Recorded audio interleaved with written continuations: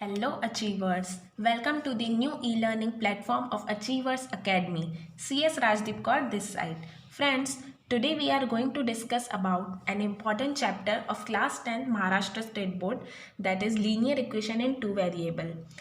So let's start. Topic 1, linear equation in two variable. Today we are going to discuss about its concepts. Its concepts contain 4 points. Meaning of linear equation in two variable, what is the general form of linear equation, simultaneous linear equations, and last, methods of solving linear equations. First topic, meaning of linear equation in two variable. सबसे पहले equation क्या होता है ये समझ लेते हैं. Equation में 4 चीज़ें कवर होती हैं: variable, coefficient, constant, mathematical operation. Variable क्या होता है? वेरिएबल वो सिंबल होता है जिसकी वैल्यू हमेशा वेरी करती है, मतलब चेंज होती रहती है. जैसे एक्स, वाई, जेड, ये जो स्मॉल अल्फ़ाबेट्स यूज़ होते हैं इक्वेशन में, इन्हीं को वेरिएबल कहा जाता है. आपने देखा होगा इक्वेशंस को सॉल्व करते हुए कभी एक्स की वैल्यू 3 आती है, कभी 5 आती है, कभी 4. ऐसा क्यों होता है? क्योंकि उसकी वैल्यू हमेशा वेरी होती रहती है ना, इसीलिए उसको वेरिएबल कहा जाता है. कोएफिशिएंट क्या होता है? जैसे यहाँ 3x दिया हुआ है तो यहाँ पर 3 is the coefficient of x, 4 is the coefficient of y, 8 is the coefficient of z. इसका मतलब वेरिएबल के साथ जो न्यूमेरिकल वैल्यू लगी हुई है उसे कहा जाता है कोएफिशिएंट. अब कांस्टेंट क्या होता है? ऐसा सिंबल जिसकी वैल्यू कभी चेंज नहीं होती है, सेम रहती है, यानी कांस्टेंट रहती है. जैसे 3 है, 3 इस नंबर की वैल्यू हर जगह 3 ही रहती है, इसीलिए इसको कांस्टेंट कहा जाएगा. उसी तरह 9, 5 इनकी वैल्यू भी हमेशा कांस्टेंट रहेगी. तो इन सब और मैथमेटिकल ऑपरेशंस जब जुड़ जाते हैं तो बन जाता है इक्वेशन. ठीक है, जैसे यहाँ पे एग्जांपल के लिए दिया हुआ है 4x - 3y - 12 = 0. ये क्या है? एक इक्वेशन. अब हमें यहाँ linear equation in two variable क्या होता है वो समझना है. लीनियर इक्वेशन क्या होता है? जिसकी डिग्री या जिसका हाईएस्ट पावर 1 होता है उसे कहते हैं लीनियर इक्वेशन. और इन टू वेरिएबल का है तो इन टू वेरिएबल मतलब उस इक्वेशन में 2 वेरिएबल यूज़ होने चाहिए अलग अलग, तो वो हो जाएगा linear equation in two variable. याद रखना फ्रेंड्स, लीनियर इक्वेशन मतलब जिसका हाईएस्ट पावर 1 है, यानी जिसमें पावर 2 दिया होगा वो लीनियर इक्वेशन कभी नहीं कहलाएगा, या 1 से छोटा भी नहीं होना चाहिए. तो शुरू करते हैं. General form of linear equation in two variable क्या होता है? जनरल फॉर्म एक दिया हुआ है जो हमें हमेशा ध्यान में रखना है, और इसी फॉर्म में हर लीनियर इक्वेशन प्रॉपरली लिखा होना चाहिए. उसका फॉर्म है ax + by + c = 0. ये आपको फ्रेंड्स ध्यान में रखना है, जिसमें a, b, c ये तीनों जो वैल्यूज़ हैं ये हमेशा रियल नंबर होते हैं, लेकिन a और b कभी भी ज़ीरो नहीं होने चाहिए. अगर a और b ज़ीरो हुए तो क्या होगा? होगा ऐसा, अगर a की जगह हमने ज़ीरो रखा तो ये हो जाएगा, 1 मिनट में आपको लिख के बताती हूँ, ये हो जाएगा जैसे 0x. और अगर 0x हो जाएगा तो 0 × x वैल्यू हो जाएगी 0, मतलब x तो कैंसिल हो गया. तो अब ये जो इक्वेशन है इसमें सिर्फ y ये वेरिएबल बचता है, और हमारे टॉपिक का नाम है linear equation in two variable. अब वेरिएबल तो एक ही बचा, तो इसीलिए ये यहाँ पर गलत प्रूव हो जाता है. इसलिए a और b की वैल्यू कभी 0 नहीं होनी चाहिए. Okay, now let's start another topic. Before starting another topic, we have to solve some questions on this topic. यहाँ पे क्या दिया हुआ है? आपको कुछ इक्वेशंस दिए हुए हैं और आपको बताना है कि ये linear equation in two variable है या नहीं, और है तो क्यों है. ठीक है, उसका रीज़न भी देना है. तो आप जल्दी से वीडियो को पॉज करें और इस पूरे क्वेश्चंस को खुद से सॉल्व करें अपनी नोटबुक में, और उसके बाद ही वीडियो को शुरू करें. तो फ्रेंड्स, मैं एज्यूम करती हूँ कि आपने वीडियो को पॉज करके सारे क्वेश्चन सॉल्व कर लिए होंगे. अब हम आंसर्स को डिस्कस करते हैं. तो यहाँ दिए हुए हैं हमारे आंसर्स. देखिए, क्वेश्चन नंबर 1, 4m + 3n = 12. तो यहाँ पर देखिए 2 वेरिएबल यूज़ किए हुए हैं, m और n. ओके, ये 2 वेरिएबल यूज़ किए हुए हैं, मतलब ये 2 वेरिएबल की क्राइटेरिया हो गई. अब इन m और n के ऊपर जो पावर है वो भी 1 है. देखो कुछ भी नहीं लिखा हुआ है, मतलब 1. ठीक है, तो इनका पावर भी 1 है, मतलब दोनों क्राइटेरिया पूरी हो गई, इसलिए ये हो जाएगा linear equation in two variable. अब सेकेंड इक्वेशन में x के ऊपर पावर है 2, मतलब उसकी डिग्री 2 हो गई. इसका मतलब ये लीनियर इक्वेशन नहीं होगा, इसलिए इसका आंसर रहेगा नो. थर्ड क्वेश्चन में देखिए यहाँ पर a की जगह √2 लिखा हुआ है, b की जगह √5 लिखा हुआ है, कोई प्रॉब्लम नहीं है, नंबर्स रूट में हो सकते हैं क्योंकि हमने पढ़ा था a b c जो होते हैं वो रियल नंबर्स होते हैं और रियल नंबर में रूट वाले नंबर भी इंक्लूड होते हैं। रियल नंबर की डेफिनेशन क्या है? Collection of rational and irrational number, और इररेशनल नंबर यानी ही ये नंबर्स कवर हो जाते हैं जैसे √2, √5, √7। ओके, लेकिन यहाँ पर x और y जो है उसका पावर अगर आप देखेंगे तो 1 ही है और यहाँ पर 2 वेरिएबल यूज़ हुए हैं, मतलब ये लीनियर इक्वेशन इन 2 वेरिएबल है। अब फोर्थ क्वेश्चन में x के सामने जो वैल्यू है वो है 0, मतलब 0 और x जब मल्टीप्लाई होंगे तो आंसर 0 आ जाएगा, मतलब यहाँ वेरिएबल तो एक ही बचता है y। इसका मतलब ये लीनियर इक्वेशन इन 2 वेरिएबल नहीं कहलाएगा क्योंकि इसमें एक ही वेरिएबल है। अब क्वेश्चन नंबर 5 में भी वही चीज़ है, y के सामने 0 है, मतलब 0 इंटू वाई करने से वैल्यू 0 आ जाएगी, तो यहाँ पर भी एक ही वेरिएबल बचता है x। इसका मतलब ये भी लीनियर इक्वेशन इन 2 वेरिएबल नहीं कहलाएगा। अब जो क्वेश्चन नंबर 6 है उसमें अगर आप देखेंगे तो यहाँ पर दिया हुआ है 4/x + 5/y is equal to 4। इसे मैं आपको थोड़ा सॉल्व करके दिखाती हूँ। अगर हम 4x इस टर्म को 4/x को थोड़ा सा अलग कर दें तो ये कुछ ऐसे होगा, 4 × 1/x। तो ये जो 1/x है ना, इसको ऐसे भी लिखा जा सकता है x टू दी पावर -1। आपने एक लॉ ऑफ एक्सपोनेंट पढ़ा होगा, 1/a is equal to a to the power -1, या फिर कुछ ऐसा पढ़ा होगा 1/a to the power m is equal to a to the power -m। बस वही लॉ ऑफ एक्सपोनेंट हम यहाँ भी यूज़ कर रहे हैं। तो यहाँ पर देखो x का पावर क्या हो गया? -1, और अगर x का पावर -1 है इसका मतलब ये लीनियर इक्वेशन नहीं होगा क्योंकि लीनियर इक्वेशन के लिए हमें पावर चाहिए 1। ओके, अब लास्ट जो है उसमें क्या दिया हुआ है? 4xy - 5y - 8 is equal to 0। तो अब इस इक्वेशन में जो फर्स्ट टर्म है उसमें क्या है? 4xy। तो यहाँ पर x के ऊपर भी कुछ, x के ऊपर कोई पावर नहीं है मतलब 1, y के ऊपर भी कोई पावर नहीं है मतलब 1, और 1 मिला के हो जाते हैं 2, मतलब इस टर्म का जो पावर है वो है 2 और हमें पावर क्या चाहिए? 1, मतलब इसकी डिग्री 2 है, और अगर डिग्री 2 होती है तो वो लीनियर इक्वेशन नहीं होता है। ओके, इसलिए इसका आंसर नो होगा। अब बढ़ते हैं हमारे दूसरे टॉपिक की तरफ, simultaneous linear equations. Simultaneous linear equation बहुत ही इजी सी बात है। इसमें बस ये बताया हुआ है कि दो लीनियर इक्वेशन जब एक साथ लिए जाते हैं एक सिस्टम के अंदर किसी कंडीशन को सॉल्व करने के लिए तो उसे कहा जाता है साइमल्टेनियस लीनियर इक्वेशन। आसान शब्दों में जब दो लीनियर इक्वेशन एक साथ लिए जाएंगे तो वो साइमल्टेनियस लीनियर इक्वेशंस। और उसके बाद आता है methods to solve linear equation. हमारे सिलेबस में 4 मेथड है mainly. First, elimination by equating the coefficient, second elimination by substitution, third graphical method, and fourth Cramer's rule और डिटर्मिनेंट मेथड। तो चलिए फ्रेंड्स, हम बहुत अच्छे से इन सारी मेथड्स को समझना शुरू करते हैं। बट फ्रेंड्स, बिफोर दैट, अगर आप चाहते हो ऐसे ही इजी मेथड वीडियोस आपको मिलते रहें तो मेरे चैनल को सब्सक्राइब कर लीजिए ताकि कोई इंपॉर्टेंट मेथड या वीडियो छूटे नहीं। और हाँ, प्लीज़ लाइक एंड शेयर करना ना भूलें ताकि इजी मेथड्स का मज़ा आपके फ्रेंड्स को भी मिल सके।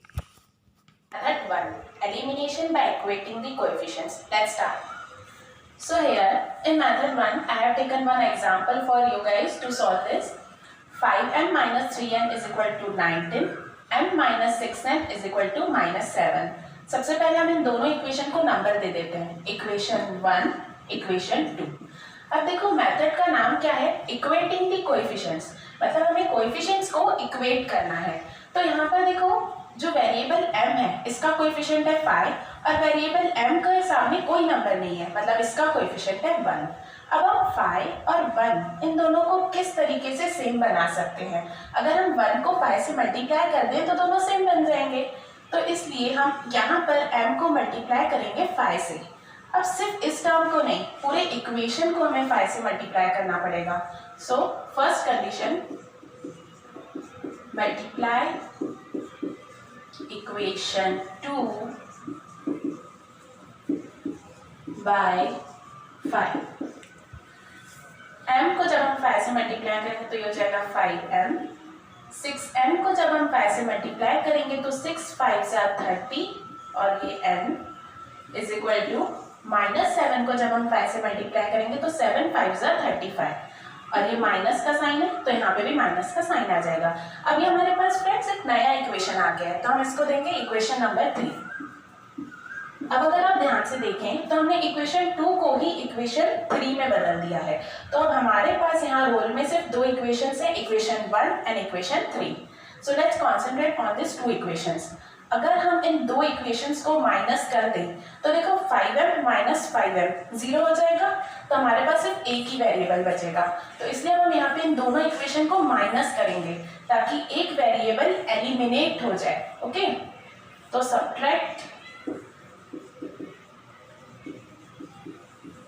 Equation 2 from 3। तो पहले हम इक्वेशन 3 को लिखेंगे क्योंकि हम 3 में से उसको माइनस कर रहे हैं। तो 5m minus 30n is equal to minus 35। From के बाद वाला जो इक्वेशन है वो कभी भी पहले लिखा जाता है। उसके बाद हमें देना है इक्वेशन नंबर 2, नहीं सॉरी इक्वेशन 1। इक्वेशन 1 यहाँ पे दिया हुआ है 5m minus 3n is equal to 19। अब इन दोनों इक्वेशन को हम सब्ट्रैक्ट कर रहे हैं तो यहाँ माइनस का साइन आ जाएगा। अब जब बाहर माइनस का साइन आता है ना तो अंदर सारे साइन बदल जाते हैं। यहाँ माइनस है तो यहाँ प्लस आ जाएगा, यहाँ कुछ भी नहीं है मतलब प्लस है तो यहाँ माइनस आ जाएगा। अब जो वैलिड साइन है उसको हम सर्कल में डाल देते हैं ताकि यहाँ क्लैरिटी हो जाए। अब 5m माइनस 5m 0 आ जाएगा, कैंसिल।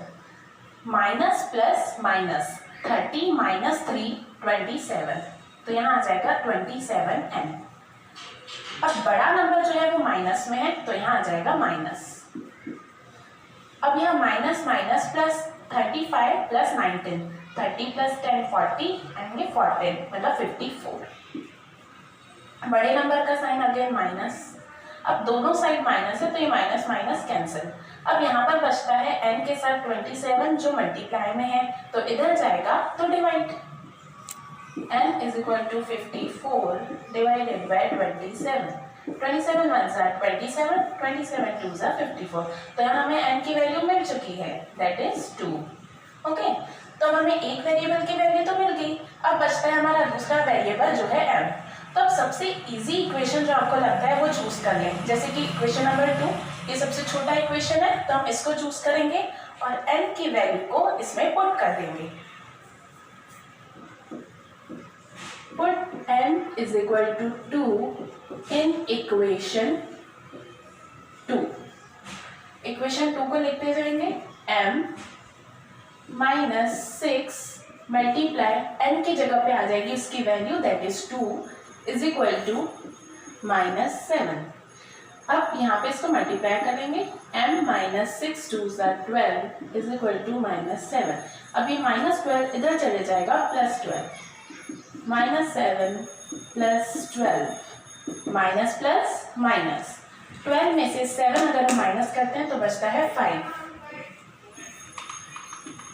तो यहाँ m की वैल्यू भी हमारे पास आ गई 5, तो हमें यहाँ n की वैल्यू मिल गई 2 एंड m की वैल्यू मिल गई 5। तो ये हमारा आंसर आ गया। तो ये थी method elimination by equating the coefficients by substitution.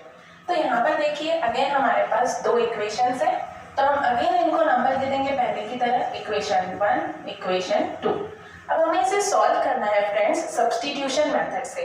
Substitute करना मतलब रिप्लेस करना, मतलब किसी और की जगह ले लेना। ठीक है, तो सबसे पहले इक्वेशन 1 में से हम किसी एक वेरिएबल की जगह डिसाइड करेंगे, उसकी वैल्यू डिसाइड करेंगे एक्चुअली। फ्रॉम इक्वेशन 1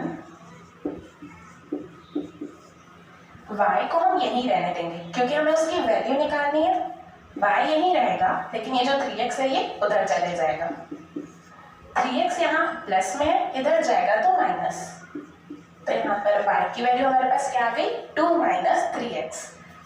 ठीक है, अब ये जो वैल्यू है इसको हम पुट कर देंगे दूसरी इक्वेशन में। अब यहाँ पर फ्रेंड्स एक बात आपको ध्यान रखनी है, जिस इक्वेशन में से आप वेरिएबल की वैल्यू निकाल रहे हैं उसी इक्वेशन में डालने की गलती बिल्कुल मत करना, आपको उसे दूसरे इक्वेशन में डालना है। ओके, सो यहाँ पर y की वैल्यू हमारे पास क्या आ गई है 2 माइनस 3x। इस वैल्यू को हम पुट कर देंगे इक्वेशन 2 में। Put y is equal to 2 minus 3x in equation 2। तो यहाँ पर इक्वेशन 2 क्या है हमारे पास, 2x माइनस y की जगह ये पूरा का पूरा आ जाएगा। ठीक है, अब ये पूरी दो टर्म्स के साथ बना हुआ एक है एक्सप्रेशन, तो ये पूरा हम ब्रैकेट के अंदर रखेंगे। कभी भी अगर सिर्फ एक टर्म दी हुई है तो आप उसको नॉर्मली रख सकते हो, लेकिन एक से ज्यादा टर्म्स है तो उनको ब्रैकेट के अंदर रखा जाए, बेटर रहता है। Is equal to 3 2x minus, अब हम ब्रैकेट को ओपन करेंगे। जब हम ब्रैकेट को ओपन करेंगे तो हम बाहर का साइन देखेंगे। बाहर अगर माइनस है तो ब्रैकेट खोलने के बाद अंदर का साइन बदल जाता है। ये माइनस है तो ये बन जाएगा प्लस। अब हम अगर इसको सॉल्व करें तो देखो x x इन दोनों में x है, मतलब ये दोनों लाइक टर्म्स हैं, और लाइक टर्म्स को हम पहले प्लस कर देंगे क्योंकि यहाँ प्लस का साइन है। 2x plus 3x 5x minus 2 is equal to 3। अब माइनस 2 को हम इसके पास भेज देते हैं। जब माइनस 2 इधर जाएगा तो वो बन जाएगा plus 2। 3 plus 2 5x is equal to 3 plus 2 5। तो यहाँ पर हम x की वैल्यू निकाल लेते हैं। अब ये 5 इसके साथ मल्टीप्लाई में इधर जाएगा तो डिवाइड, 5 डिवाइडेड बाय 5 1 सा, तो x की वैल्यू आ जाती है हमारे पास 1। ओके, अब एक वेरिएबल की वैल्यू तो हमें मिल गई। अब हमें इसी वैल्यू को किसी भी इक्वेशन में पुट करके दूसरे वेरिएबल की वैल्यू निकाल लेनी है। तो यहाँ पर हम इक्वेशन 1 ले लेते हैं। Put x is equal to 1 in equation 1। 3 multiply x की जगह हम पुट करेंगे 1 plus y is equal to 2। 3 multiply 1 3 plus y is equal to 2। अब y की वैल्यू निकालनी है तो इसको हम यही रहने देंगे और 3 को इस तरफ भेज देंगे। y is equal to 2। अब 3 यहाँ प्लस में इधर जाएगा तो minus, y is equal to 2 minus 3 minus 1। ये हमारे पास y की वैल्यू भी आ गई। x की वैल्यू 1, y की value -1। Here is our answer, determinant method. Friends, इसका नाम ना क्रैमर्स रूल भी है। एक्चुअली इसके पीछे एक रीजन है। एक स्विस मैथमेटिशियन थे जिनका नाम था गैब्रियल क्रैमर, जिन्होंने सबसे पहले ये मेथड हमें दी थी। इसीलिए इस मेथड का एक और नाम पड़ गया जो है क्रैमर्स रूल। तो आइए पहले इसके कंसेप्ट समझ लेते हैं। To use this method, equations should be written in the form a1x plus b1y is equal to c1, a2x plus b2y is equal to c2। ये दो इक्वेशन की फॉर्म दी हुए हैं जिस तरीके से हमें इक्वेशन को पुट करना है हमेशा जब भी हम ये मेथड यूज करें। अब आप बिल्कुल भी मत डरिए, ये a1 a2 b1 b2 क्या है मैं आपको सब समझा दूंगी। तो यहाँ पर देखिए, हमें ये भी पर याद रखना है। पहले हम याद करने का तरीका समझ लेते हैं, फिर हम क्वेश्चन के साथ समझ भी लेंगे कैसे करना है। तो यहाँ पर देखो d यानी डिटरमिनेंट, d dx dy, ये तीन वैल्यूज हमें याद रखनी है हमेशा। ये इसका फॉर्मूला है। d की वैल्यू है a1 a2 b1 b2, dx की वैल्यू है c1 c2 b1 b2, dy की वैल्यू है a1 a2 c1 c2। इस तरीके से ही हमें इसको मॉड्यूलस के अंदर पुट करना है, इसे मॉड्यूलस कहा जाता है।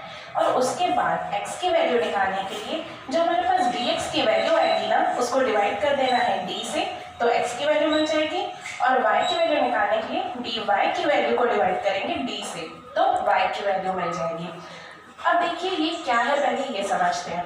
यहाँ पर ये जो वैल्यूज रहती है, ये जो कोएफिशिएंट रहते हैं, ये है a1, ये है b1 और ये है c1। मतलब कि फर्स्ट इक्वेशन के सारे जो टर्म्स हैं वो 1 में आएंगे। a1 की वैल्यू आएगी 3, b1 की वैल्यू आएगी -4, c1 की वैल्यू आएगी 10, a2 की वैल्यू रहेगी 3, c2 की वैल्यू रहेगी 5। तो इस तरीके से हमें इक्वेशन में से ही इन वैल्यूज को ले लेना है, बहुत ही आसान है। अब ये कैसे याद रखेंगे हम, तो इसका भी तरीका देखो मैंने यहाँ लिखा हुआ है ए बी सी बी ए सी। ये आप याद कर लीजिए अपने दिमाग में, A B C B A C, A B C B A C. तो अब देखो इसको यूज कैसे करना है। सबसे पहले जैसे हमें डी की वैल्यू निकालनी है, तो मैंने क्या बताया ए बी, तो यहाँ पर आपको ए बी 2 बार लिख लेना है। ठीक है, यहाँ 1 2 1 2, बस। ये ए बी अगर आप याद रखेंगे तो आपको ये बहुत आसानी से याद रहेगा। अब इसको सॉल्व कैसे करना है? A1 की वैल्यू क्या है? 3, A2 की वैल्यू क्या है? 4, B1 की वैल्यू है -4 एंड B2 की वैल्यू है 3। अब इसकी वैल्यू कैसे निकालेंगे? बहुत ही आसान है। क्रॉस मल्टीप्लाई हम सीखे हैं बचपन में, उसी को यूज करना है। 3 3 = 9, 4 4 = 16 और ये माइनस में तो -16। अब इनके बीच में क्या साइन आएगा? तो माइनस, हमेशा ये माइनस होता है। अब minus minus plus, 9 + 16 that is 25। तो हमें वैल्यू मिल गई किसकी? d की। ओके, अब हमें क्या वैल्यू निकालनी है? dx। अगेन इसकी भी ट्रिक है मेरे पास बच्चों आपके लिए। dx के लिए है cb। ओके, तो cb आपको याद रखना है दिमाग में। इसको 2 बार लिख लेना है, cb अगेन 1 2 1 2। अब फिर इसकी वैल्यू पुट करेंगे। c1 की वैल्यू ये लिखना ना बहुत ही जरूरी है। अगर आप ये लिख के रखेंगे ना तो यहाँ पर वैल्यू पुट करने में कभी गलती नहीं होगी। ओके, तो c1 की वैल्यू है हमारे पास 10, c2 की वैल्यू है 5, b1 की वैल्यू है -4 एंड b2 की वैल्यू है 3। अगेन क्रॉस मल्टीप्लाई, 10 3 = 30, 5 4 = 20 और ये माइनस का साइन है, ये माइनस, इसको ब्रैकेट में रख देंगे और इन दोनों का क्या होता है? माइनस। 30 minus minus plus, 30 + 20 50। ये हमें दूसरी वैल्यू भी मिल गई। ओके, अब हमें लास्ट वैल्यू कैलकुलेट करनी है, इसे अब हम यहाँ कैलकुलेट कर लेते हैं। तो हमारी लास्ट वैल्यू है dy के लिए भी मेरे पास ट्रिक है जो है AC याद रखना है बस, ठीक है? AC 1 2 1 2। अब यहाँ पर A1 की वैल्यू है 3, A2 की है 4, C1 की है 10 और C2 की है 5। इसको कैलकुलेट करेंगे क्रॉस मल्टीप्लाई करके। 3 5 = 15 -4 10 = 40। ये हमारे पास निगेटिव वैल्यू आ जाएगी। 40 में से 15 में कितने बचेंगे? 25। लेकिन बड़ा नंबर माइनस में तो आंसर हमेशा निगेटिव रहेगा। तो हमारे पास तीसरी वैल्यू भी आ गई। अब हमें बस एक काम करना है, x और y की वैल्यू निकालनी है जो बहुत ही आसान है। x का फॉर्मूला क्या है? dx/d। dx एक्चुअली इसे पढ़ा जाता है डिटर्मिनेंट x और y dy/d। dx की वैल्यू हमने निकाली है यहाँ 50 और d की वैल्यू हमने निकाली है 25। तो ये आ जाएगा हमारे पास 2, 25 1 सा 25 2 सा। उसके बाद dy की वैल्यू है हमारे पास -25 और d की वैल्यू हमारे पास क्या थी? 25। तो ये आ जाएगा -1 1 सा 1 सा और ये -1। तो यहाँ x की वैल्यू 2, y की वैल्यू 1। फ्रेंड्स, इस मेथड में ना हमें ग्राफ का यूज करके सॉल्यूशन फाइंड करना है। तो सबसे पहले मैं आपको इसका कुछ कंसेप्ट बता देती हूँ। लीनियर इक्वेशन जो है उसकी एक स्ट्रेट लाइन बनती है हमेशा ग्राफ पर। एक इक्वेशन की एक स्ट्रेट लाइन, तो हमारे पास 2 इक्वेशन है तो 2 स्ट्रेट लाइन बनेगी। अब आंसर कैसे मिलेगा ग्राफ पे? तो ये जो 2 स्ट्रेट लाइन है ना, ये दोनों जहाँ इंटरसेक्ट करेगी वो पॉइंट जो होगा वही हमें देगा x और y की वैल्यूज। तो लेट्स स्टार्ट। यहाँ पर हमारे पास 2 इक्वेशन है, इसको हम अभी नंबर दे देंगे, इक्वेशन 1 इक्वेशन 2। नंबरिंग का यहाँ वैसे इतना इंपॉर्टेंट रोल नहीं है। ओके, यहाँ पर हमें सबसे पहले 2 टेबल बनाने हैं। दोनों इक्वेशन के लिए एक एक टेबल बनेगा। ये टेबल है इक्वेशन 1 के लिए और ये मैं नीचे टेबल बना रही हूँ इक्वेशन 2 के लिए। ओके, इसके मैं से 4 कॉलम्स बना लूंगी।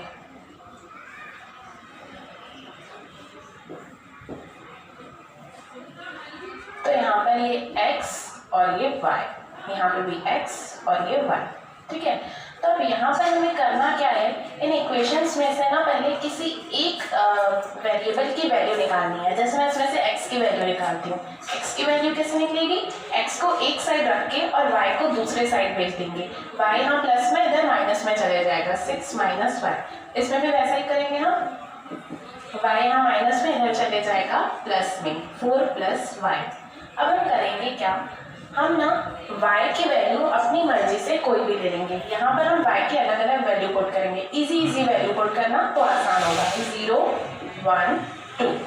अब 0 अगर मैंने वैल्यू पुट की तो x की वैल्यू क्या आएगी, यहाँ देखिए पुट करके देखिए, 6 माइनस 0, 6 माइनस 0 6, तो x की वैल्यू आ जाएगी 6। उसके बाद y की वैल्यू है यहाँ 1, y की वैल्यू अगर मैं यहाँ 1 रखूँ तो 6 माइनस 1 5, तो x की वैल्यू क्या आ जाएगी 5। अब y की वैल्यू क्या है 2, y की वैल्यू अगर 2 है तो 6 माइनस 2 4, तो x की वैल्यू आ जाएगी 4। तो इस तरीके से हमें एक वेरिएबल की वैल्यू अपने मन से लेनी है और दूसरे वेरिएबल की वैल्यू हमें कैलकुलेट करनी है इसका यूज करके, ठीक है। तो अब ये जो हमें वैल्यूज मिली हैं इनको हमें पुट करना है ग्राफ पे ताकि हमें एक स्ट्रेट लाइन मिल जाए। 6 0 कैसे पुट करेंगे, ये ग्राफ मैंने ऑलरेडी ड्रॉ कर लिया है, कैसे ड्रॉ करते हैं ये भी मैं आपको बता देती हूँ। आपका जो ग्राफ पेज रहेगा ना उसके बीच में एक प्लस साइन बना देना एकदम सेंटर में, स्ट्रेट लाइंस बना के। उसके बाद यहाँ जहाँ इंटरसेक्ट करिए वहाँ 0 बना देना है और इस साइड पॉजिटिव नंबर, इस साइड नेगेटिव नंबर लाइन से 1 सेंटीमीटर की गैप पे। उसी तरह से ऊपर पॉजिटिव नीचे नेगेटिव। ये जो होती है इसे कहा जाता है एक्स एक्सिस और इसे कहा जाता है वाई एक्सिस। अब यहाँ पर हमारे पास ये जो वैल्यूज है इन्हें कैसे पुट किया जाएगा। एक्स पर क्या है 6, एक्स पर 6 कहाँ दिख रहा है यहाँ, और y का क्या है 0। अब y का 0 कहाँ है यहाँ, मतलब हमें ऊपर जाने की जरूरत ही नहीं है, हमारा पॉइंट आ जाएगा यहाँ। दूसरा क्या है 5 है, पहले x पर 5 है, x पर 5 कहाँ है यहाँ, और y का क्या है 1, तो y का 1 x का 5, तो ये दोनों यहाँ मीट कर रहे हैं, तो ये हमारा पॉइंट है।